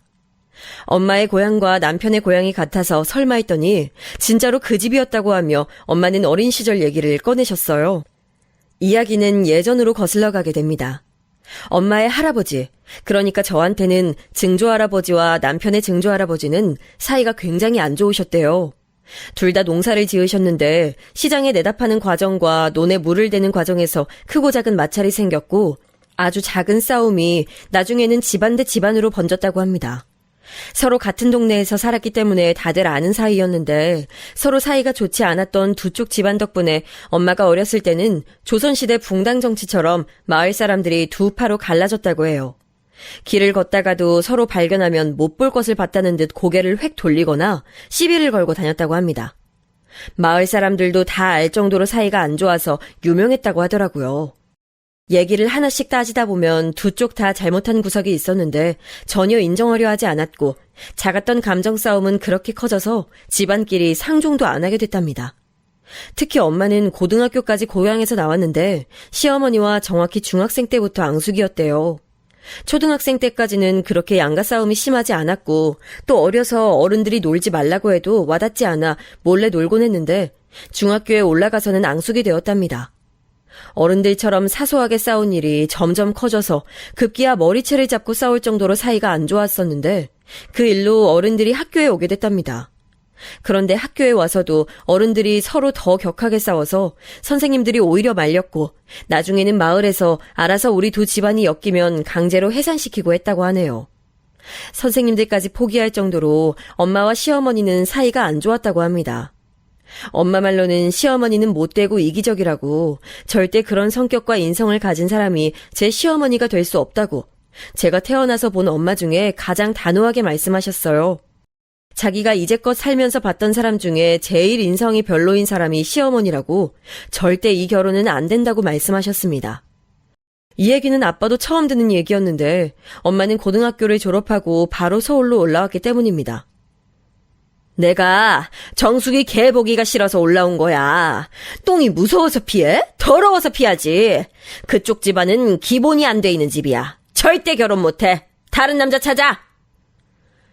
엄마는 더 말할 것도 없다고 부정 탄다고 입에 오르지도 말게 하라고 하셨어요. 아주 예전부터 엄마가 서울에 올라오기 전부터 가족끼리 사이가 안 좋았다고 하더라고요.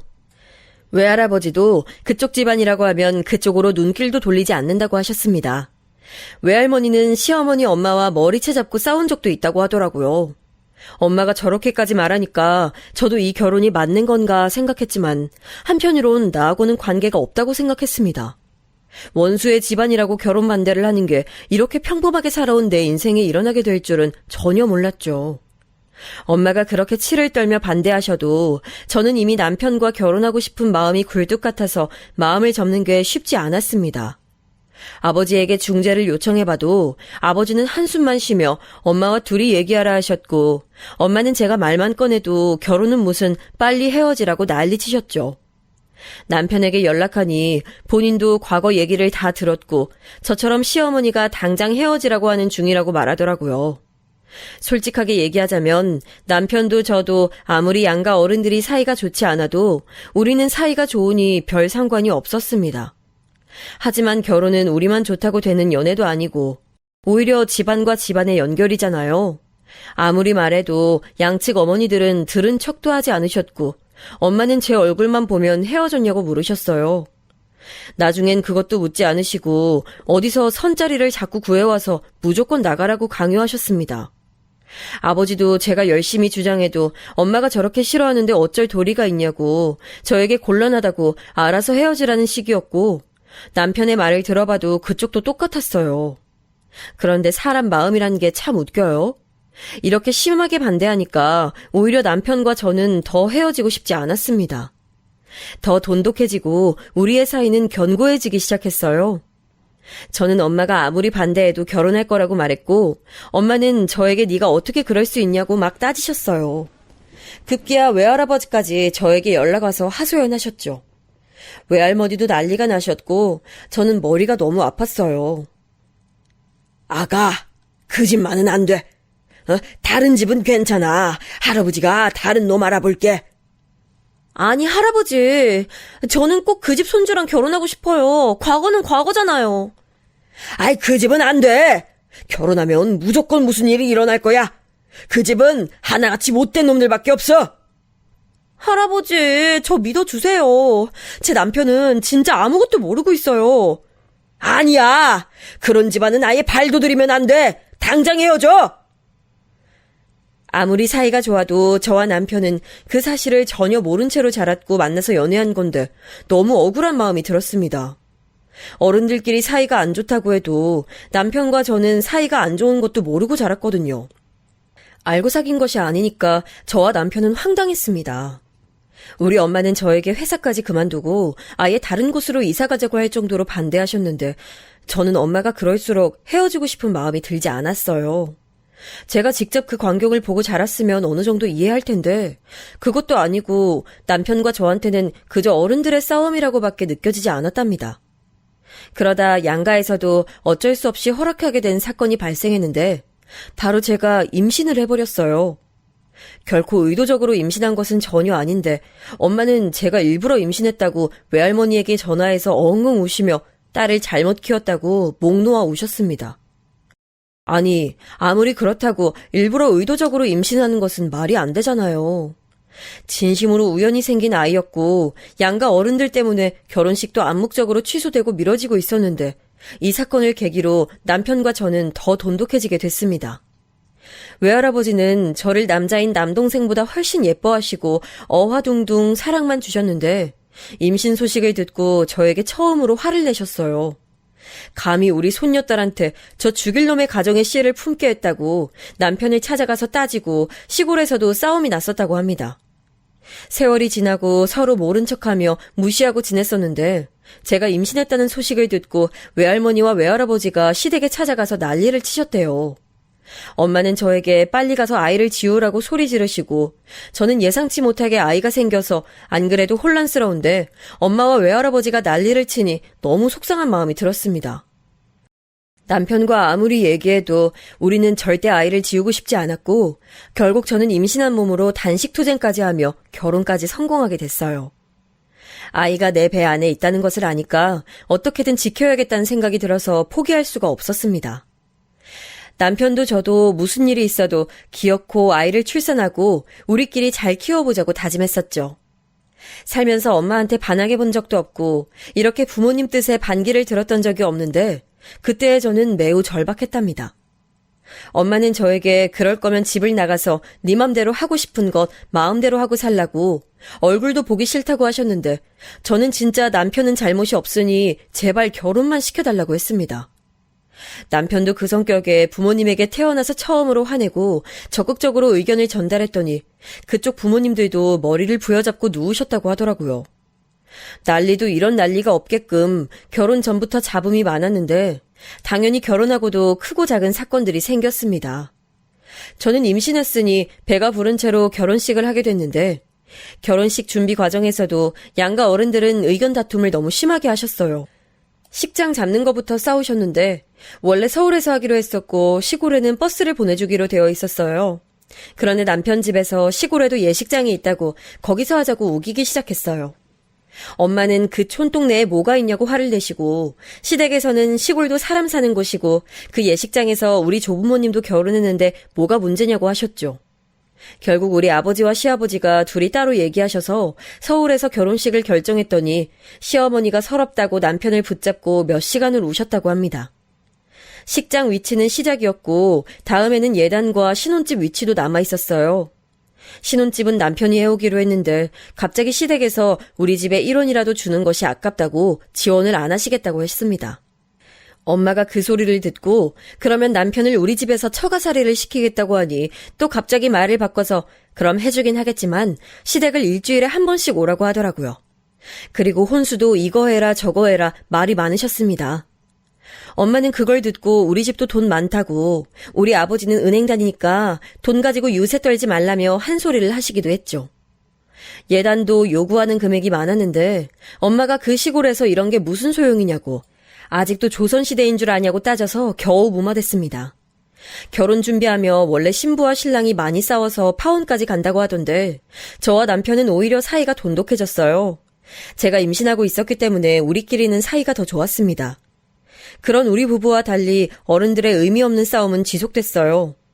결혼식장에서 입는 한복 가지고도 마찰이 있었는데 시어머니가 무슨 신부 어머님들이 입는 전형적인 분홍색에 보라색을 합친 한복을 고르더니 거기에 레이스를 달고 호랑이 자수를 넣겠다는 거예요.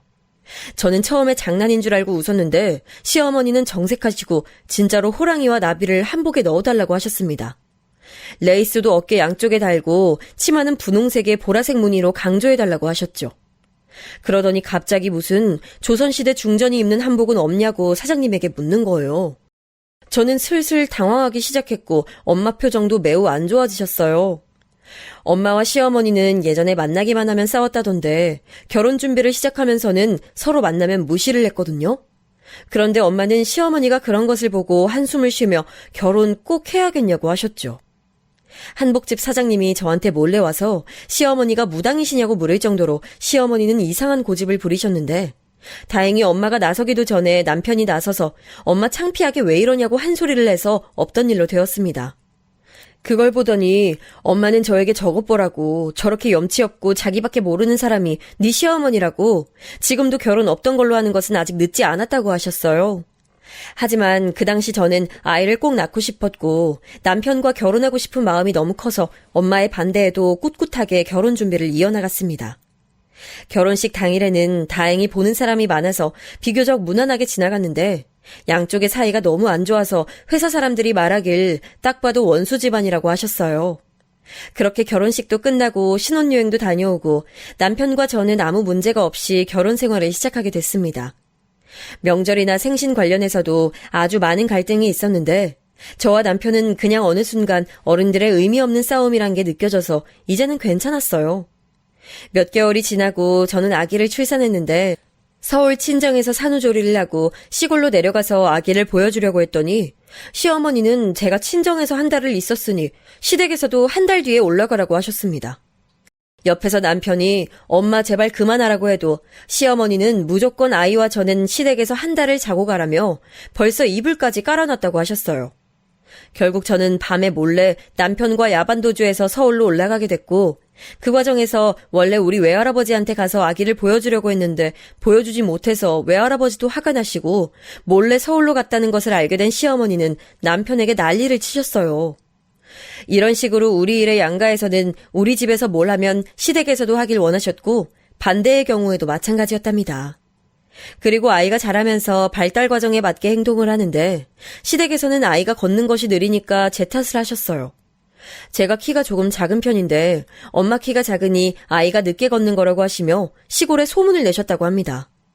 그걸 들은 외할머니가 시댁을 찾아가서 우리 손녀딸보다 네 키가 더 작다고 난쟁이 아니냐고 하셨고 그걸로 또 싸움이 일어났다고 해요. 시골이라 거기서 사신 분들은 오래 사셔서 양가 가족들이 사이가 좋지 않은 것은 잘 알고 있는데 나중엔 싸워도 거기 또 그래 하고 말았다고 합니다.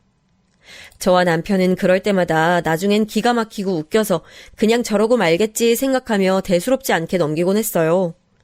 아이가 자라서 유치원생이 되었고 그동안에도 많은 일이 있었지만 저는 남편과 아이만 생각하면 당연히 견딜 수 있었습니다.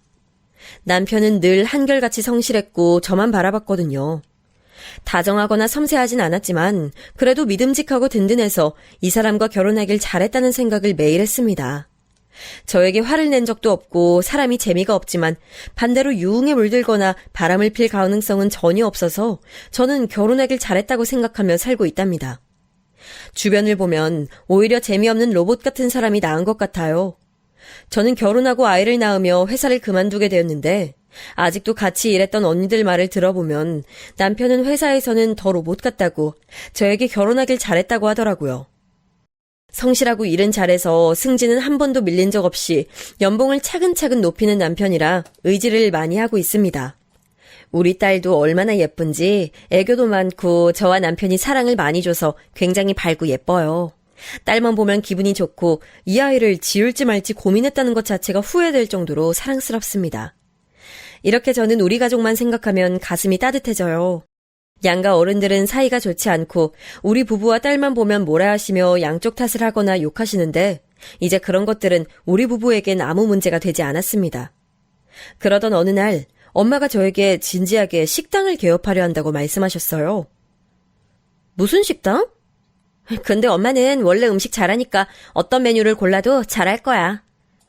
아니, 네 친할머니 아는 분이 순댓국 식당 유명하게 하셨거든? 근데 이제 늙으셔서 건강이 안 좋아지셨대. 그걸 나보고 이어받으라고 하시네. 아, 그래?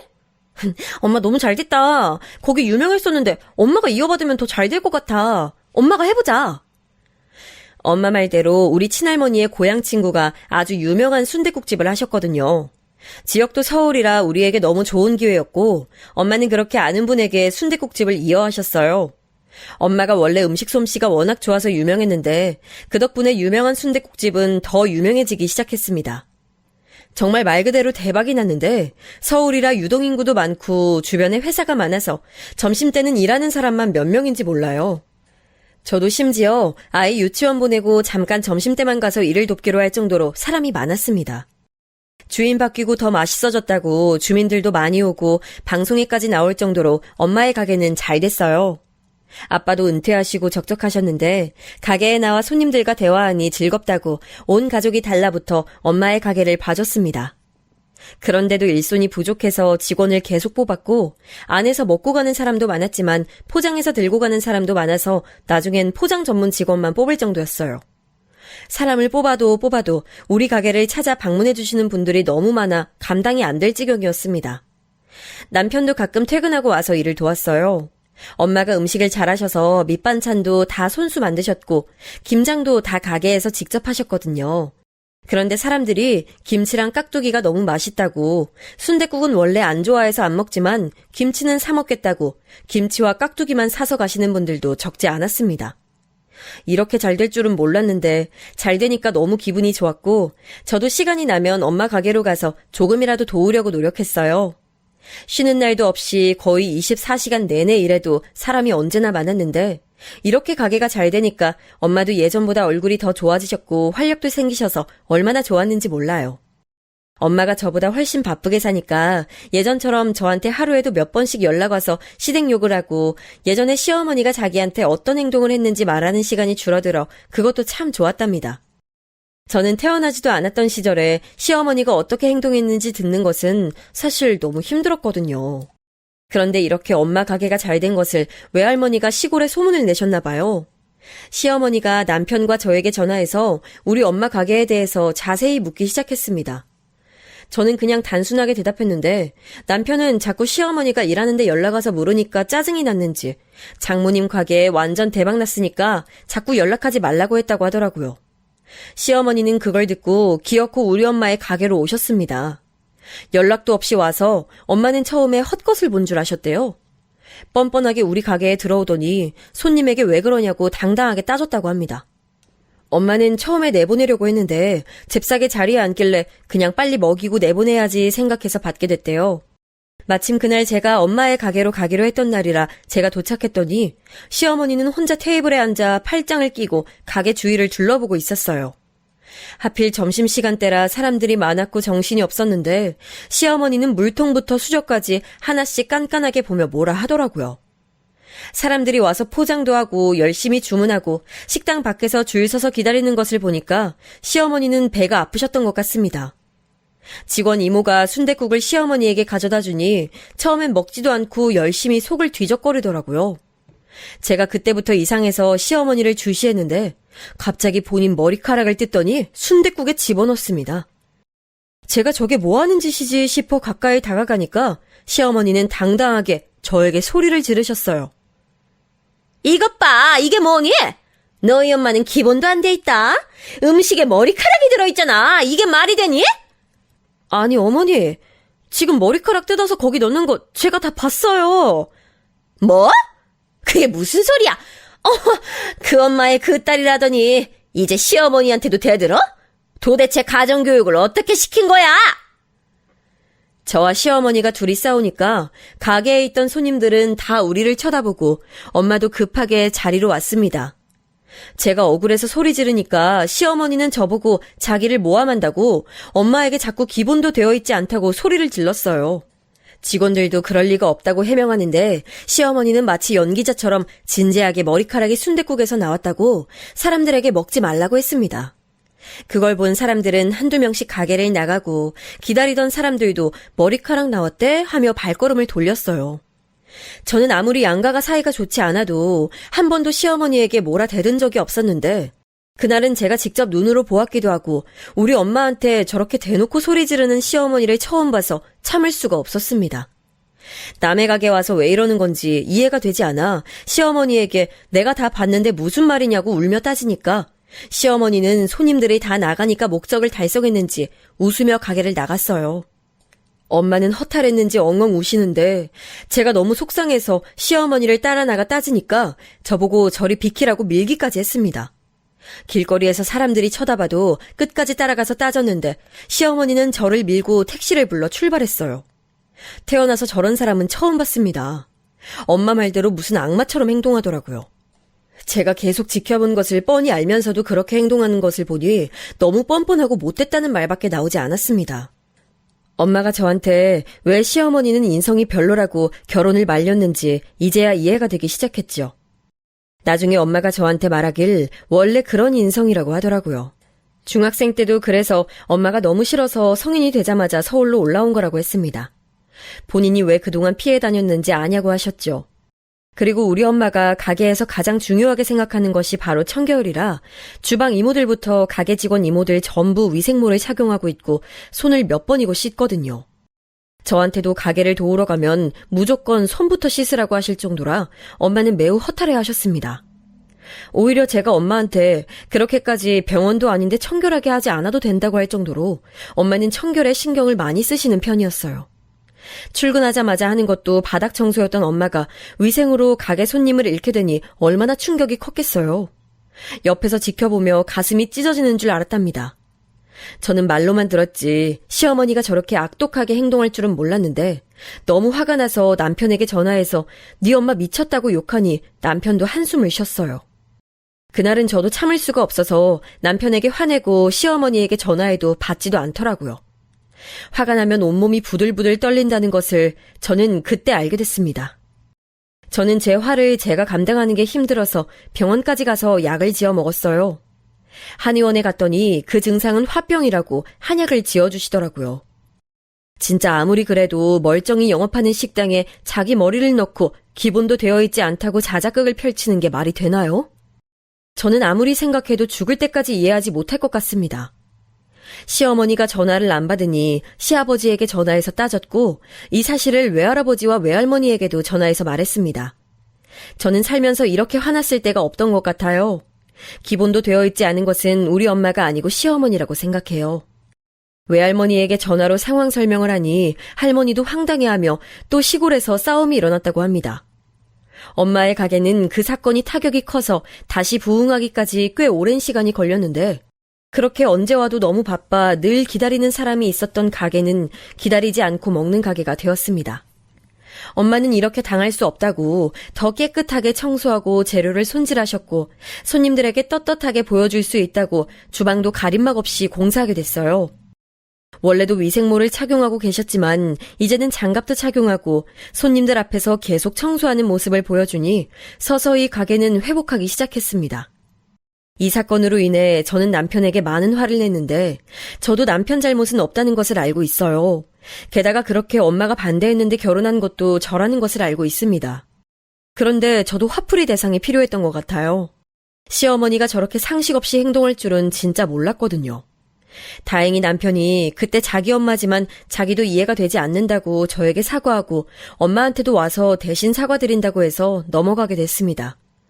그렇게 다시 엄마 가게가 회복할 동안 저는 시어머니에게 너무 화가 많이 나서 당연히 찾아가지도 않았고 명절이나 생신 때도 내려가지 않았습니다. 어떻게 하면 복수할 수 있을까 생각했어요. 그런데 시어머니는 그날 서울에 와서 우리 엄마 가게를 봤던 것이 상당히 충격적이었나 봐요. 아무리 가게가 잘 돼도 그렇게 잘 될지 생각하지 않았던 건지 본인도 가게를 열겠다고 했답니다. 저는 남편에게 그 말을 듣고 몇 번을 되물었는지 몰라요. 시어머니는 한정식집을 열겠다고 남편에게 도와달라고 했대요. 남편이 가게는 아무나 여는 게 아니라고 시어머니를 말렸는데 본인은 자신이 넘친다고 제발 한 번만 도와달라고 절박하게 말했다고 합니다. 제가 그 말을 듣고 웃겨서 엄마한테 말하니 엄마는 눈을 반짝이며 잘 됐다고 우리도 복수하자고 하더라고요. 어떻게 복수하냐고 물어봐도 엄마는 잠자코 기다리라는 말만 했습니다. 그렇게 시어머니는 결국 본인의 고집대로 한정식집을 열게 됐는데 남편도 자기 엄마지만 왜 저러는지 모르겠다고 했어요. 한정식집은 만들 음식도 많고 잘해야 본전이라고 한숨을 쉬었지만 시어머니는 듣지도 않았죠. 그렇게 개업날이 됐는데 남편한테 듣기로는 새로 문을 열어서 그런가 많이 붐볐다고 합니다. 제가 엄마한테 어떻게 할 거냐고 물어도 엄마는 잠자코 웃었는데 그 웃음의 의미를 저는 다음 날에 알게 됐어요. 아침에 남편을 직장에 보내고 아이도 유치원에 보내고 잠시 잠을 자고 있었는데 시어머니에게 전화가 오는 거예요. 안 받으려고 했는데 계속 울려서 짜증나서 받았더니 시어머니가 고래고래 소리를 질렀습니다. 어찌나 목소리가 크던지 저는 받고 깜짝 놀랐어요. 귀청이 떨어질 것만 같았습니다. 야! 너희 집 진짜 왜 이러니? 웬 똥을 보내? 미쳤어? 네? 똥이요? 아니 무슨 소리 하시는 거예요? 네 엄마가 사돈 똥 받으라고 똥을 보냈는데 이게 뭐야? 당장 가져가!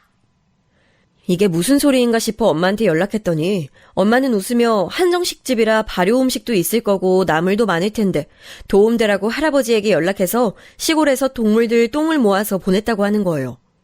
저는 그 말을 듣고 너무 웃기고 황당해서 진짜 똥을 보냈냐고 했더니 무려 외할아버지가 손수 트럭에 싣고 날랐다고 하더라고요. 우리 엄마지만 진짜 대단하다는 생각이 들었고 웃음을 참을 수가 없었어요. 시어머니는 계속 전화로 똥 가져가라고 난리치고 저는 웃겨서 전화를 받을 수가 없었습니다. 우리 가게에 머리카락 넣고 혼자 연기하며 매출을 바닥짓게 했을 때는 언제고 우리한테 저러는지 이해가 가지 않았어요. 우리 엄마는 가서 똥을 넣은 것도 아니고 그저 문 앞에 트럭째 똥 배달만 시킨 건데 그게 그렇게 잘못됐나요? 시어머니의 아빠가 화가 나서 우리 외할아버지를 찾아가서 따졌다는데 외할아버지는 그러거나 말거나 문을 걸어 잠그고 낮잠까지 자셨다고 합니다. 시골에 시어머니가 하소연해도 이제 마을 주민들은 또 싸우냐고 관심도 가지지 않았고 시어머니는 우리 때문에 자꾸 본인 가게가 망했다고 원망했는데 사실 제가 시골에 가서 시어머니 음식을 직접 먹어봤잖아요. 냉정하게 시어머니는 원래 음식 솜씨가 없으세요. 이건 본인의 아들인 제 남편도 인정했습니다. 모든 음식에 소금을 왕창 넣고 뭐를 만들어도 다 똑같은 소금 맛밖에 나지 않아요.